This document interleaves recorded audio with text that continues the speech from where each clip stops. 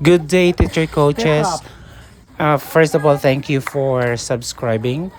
Our video for today is all about circuit training. When we say circuit training, it is a form of workout that involves rotating through various exercises, targeting different parts of the body.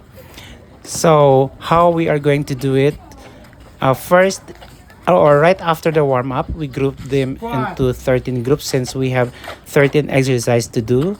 So in each station, there is one exercise which to be done for within 60 seconds by the athletes assigned in that particular station. So the first exercise is the balance and proprioception. Second is the static leg raise. Then followed by the rabbit jump. Then the shuttle run, which is done by, again, 60 seconds. Then the broad jump burpees, followed by lateral jump, step ups, push ups, then burpees. Then number 10 is the squat with heel raise.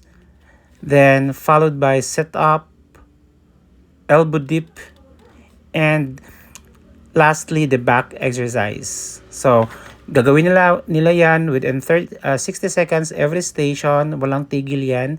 Then, after one set of that rotation, of that circuit training, they have to rest for 3 minutes.